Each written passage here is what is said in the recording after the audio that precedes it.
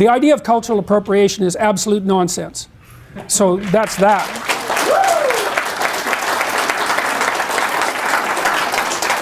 There's no difference between cultural appropriation and learning from one another. They're the same thing. Now that doesn't mean that doesn't mean that there's no theft between people. There is. You know, and it doesn't mean that just because you encounter someone else's ideas, you have an immediate right to those ideas as if they were your own. But the idea that manifesting in your own behavior some element of another culture, the idea that that's somehow immoral is insane. It's actually one of the bases of peace.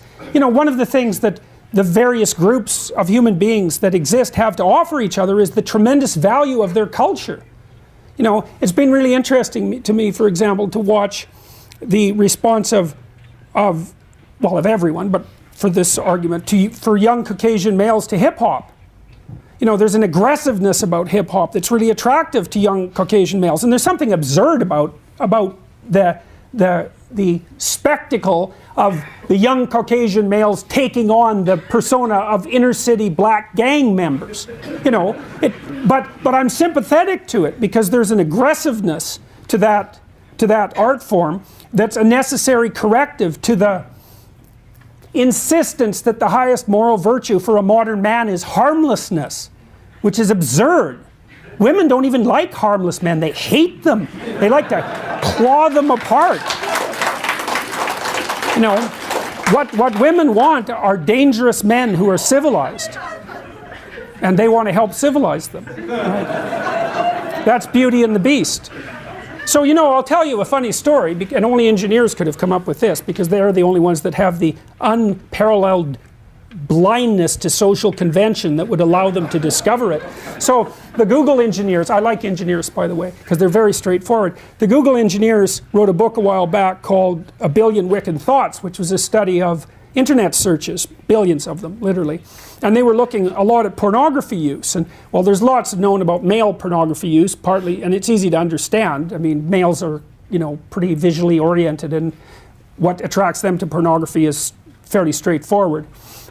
You can tell that if you look at graffiti in a men's washroom. You know, it's like 2 circles and a triangle, and the men are absolutely transfixed by it.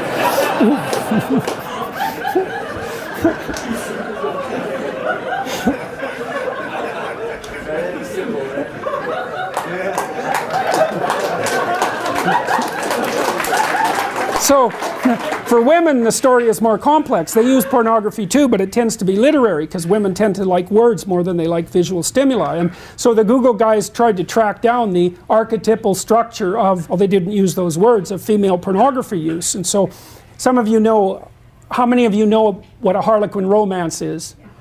Okay, good. So those are archetypal stories, right? That's the taming of the wild man, essentially, by the desirable and virginal woman. And if you think women don't want that, then you better bloody well come up with an explanation for 50 Shades of Grey, right? Which is the most rapid-selling novel in human history, and emerged at exactly the same time that all of this noise about the absence of gender roles is being produced, you know, en masse. It's like perfect female fantasy. It's exactly archetypally correct. It's Beauty and the Beast.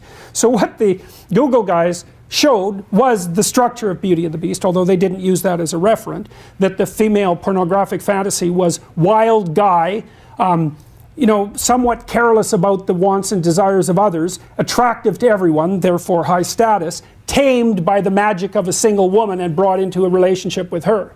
Okay, so, but here's the comical part. This just made me laugh, man. It was like, what were the 5 categories of most desirable male entity used most broadly in female pornography?